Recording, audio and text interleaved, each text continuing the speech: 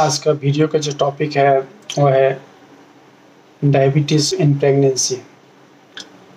इसे हम लोग बोलते हैं जेस्टेशनल डायबिटीज़, यानी गर्भावस्था के दौरान खून के अंदर चीनी का बढ़ जाना।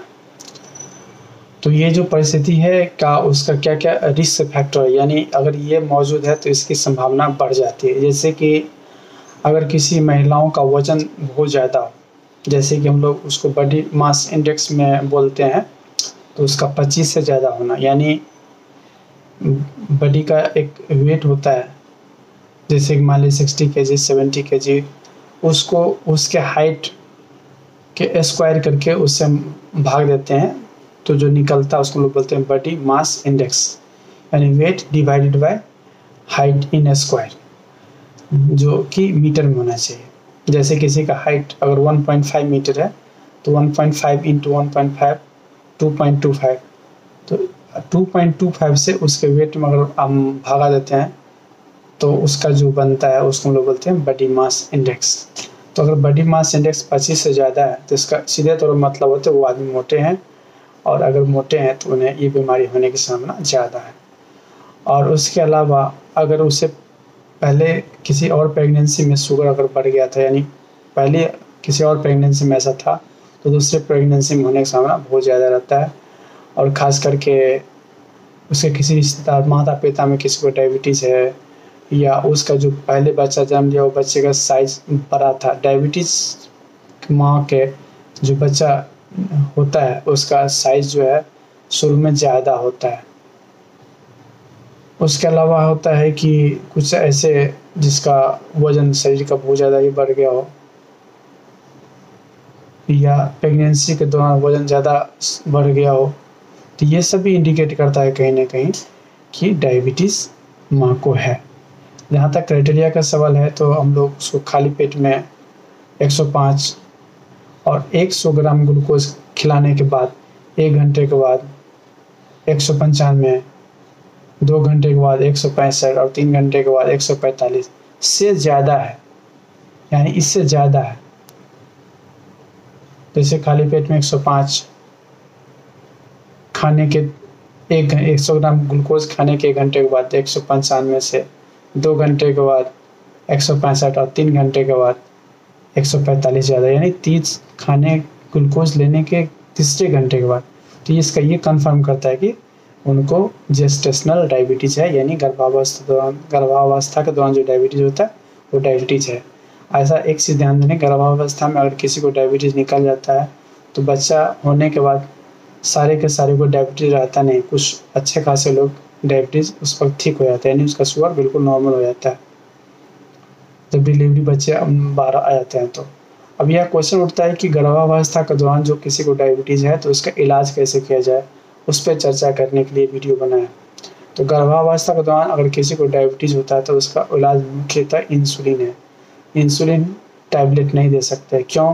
क्योंकि जो टैबलेट आप माँ को देते हैं, माँ के खून में दौड़ता है, टैबलेट का आकार छोटा, इतना छोटा होता है उसका मॉलिक्यूल कि प्लासेंटा, जो माँ और बच्चों के बीच के जो चीज़ को प्लासेंटा बोलते हैं, उसको क्रॉस करके वो बच्चे में चला जाएगा।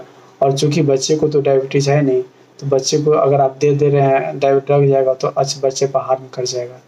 तो इस चीज़ को देखते हुए क्या होता है कि आपको ऐसा दवा देना होता है जो कि इंसुलिन होता है, उसका साइज़ बड़ा होता है, वो प्लासेंटा को क्रॉस नहीं कर सकता, यानी माँ का इंसुलिन सिर्फ माँ में काम करता है, बच्चे में नहीं जाता है। तो इसलिए इंसुलिन दिया जाता है, टैबलेट नहीं दिया जा सकता अगर प्रेगनेंसी के दौरान किसी को डायबिटीज़ पता चल रहा है या पहले से डायबिटीज़ है तो पर भी, चाहे वो टैबलेट से ठीक ही क्यों नहीं है, डायबिटीज़ अगर प्रेगनेंसी है हो गया है तो उनको इंसुलिन पे आना ही चाहिए। रही बात इंसुलिन कैसे लिया जाता है, तो इंसुलिन भी एक अलग अलग प्रकार का होता है, उसमें कितना देर काम करता है। जैसे कुछ इंसुलिन आपको 6 घंटा काम करता है अधिकतम, कुछ 8 घंटा करता है, कुछ 14 घंटा करता है, कुछ 24 घंटा से ज़्यादा भी काम करता है।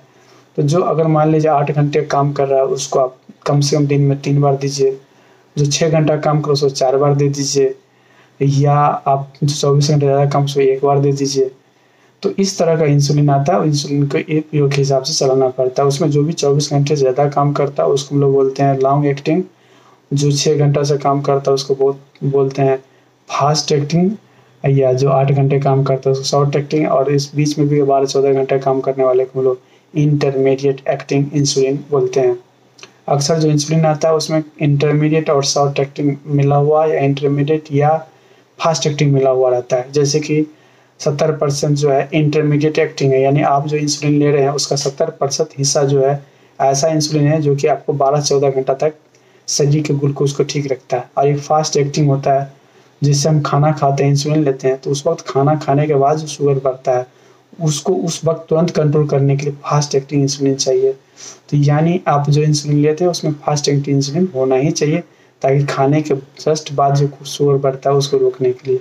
तो इंटरमीडिएट दे देते हैं प्लस फास्ट एक्टिंग दे देते हैं, एक दिन में देते हैं, एक रात में देते हैं। तो इस तरह से हम लोग इंसुलिन का डोज एडजस्ट करते हैं।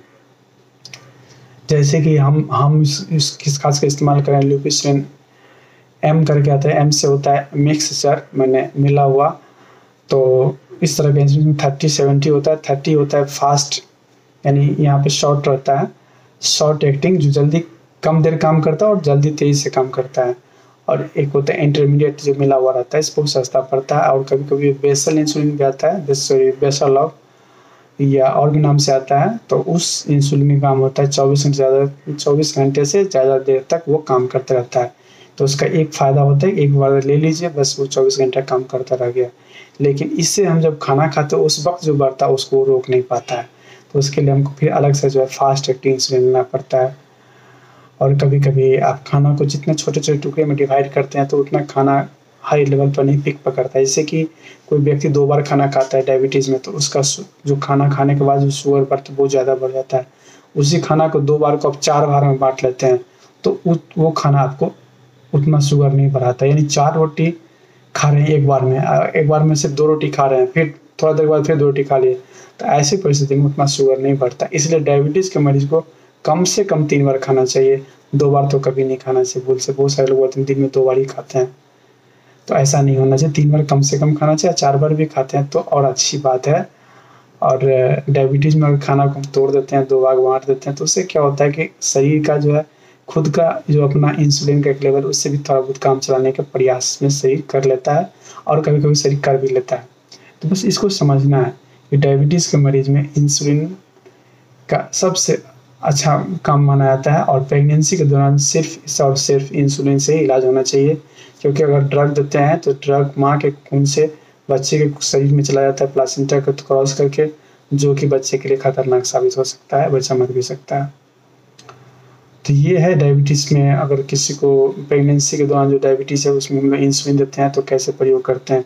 उसमें खास करके जैसे कि अगर आप इंसुलिन दिए मॉर्निंग में नाश्ता से 15 से 20 मिनट पहले, खास फास्ट इंसुलिन में, और जो शॉर्ट एक्टिंग में आधा घंटा पहले देते हैं हम लोग, खाने से आधा घंटा पहले, तो क्योंकि आधा घंटा काम कर लग जाता है उसको काम करने में, और जब हम खाते हैं तो तुरंत ग्लूकोज रिलीज होना शुरू हो जाता है, ताकि वो तैयार रहता है उस वक्त काम हो जाता है। यानी खाना अगर 10 बजे खाना है तो 9:30 बजे इंसुलिन लगा लेना, 10 बजे हमें नाश्ता करना है। जैसे कि हम जैसे इंसुलिन इसमें करते हैं, हम जिस इंसुलिन का इस्तेमाल करते हैं ल्यूपिसिन एम करके, तो उसमें short acting plus intermediate acting रहता है। शॉर्ट एक्टिंग का काम होता है आधा घंटा शुरू होता है और लगभग 6 से 8 घंटा काम करता है, अधिकतम 8 घंटा काम करता है। तो वैसे इंसुलिन को खाने से आधा घंटा पहले लेना चाहिए। और अगर आपको इंसुलिन है चाहे 9 बजे लेते हैं तो 10 बजे खाना नाश्ता शुरू कर दीजिए, या 9 बजे नाश्ता करते हैं तो 8:30 बजे ले लीजिए। और एक बार रात में आप रिपीट कीजिए 12 घंटे के बाद, क्योंकि एक इंटरमीडिएट इंसुलिन होता है, इसका काम होता है लगभग 12-14 घंटे तक काम करता है, यानी दिन में 24 घंटे के अंदर उसे 2 बार लेना पड़ता है। जो हम बताने जा रहे हैं कि अगर किसी का शुगर इंसुलिन देते हैं तो शुगर को ठीक करता है, कमाता है, लेकिन कभी भी शुगर 70 के नीचे नहीं आना चाहिए। अगर 70 के नीचे शुगर आता है तो फिर आपको सिम्टम आएगा जिसे बोलते हैं हाइपोग्लाइसेमिया, जो कि बहुत खतरनाक होता है।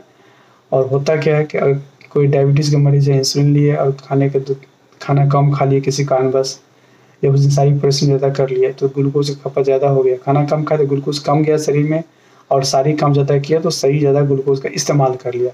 दोनों परिस्थिति में, या इंसुलिन ज़्यादा ले लिया जो ग्लूकोज घटा दिया, तो अचानक ग्लूकोज जो कम होता है तो आदमी जो है के अंदर घबराहट, बेचैनी, धड़कन तेज होना, पसीना, और ये सब नहीं करते तो बेहोश हो जाते हैं।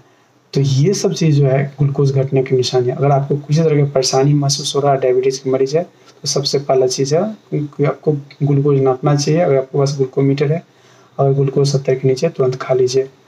अगर मशीन कुछ भी नहीं है तब भी खा लीजिए। अगर खाने के बाद आपको लगता है कि वो चीज़ ठीक हो गया, तो इसका मतलब ग्लूकोज कम हो गया था, यानी हाइपोग्लाइसेमिया हो गया था।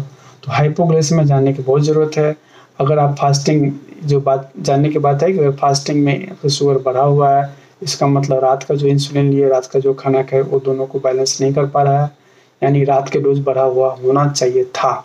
अगर मान लीजिए नाश्ता के 2 घंटे के बाद शुगर बढ़ा हुआ है, इसका सीधे तौर पर अर्थ है कि नाश्ता के पहले जो इंसुलिन लिए उसका डोज उतना सही नहीं रहा।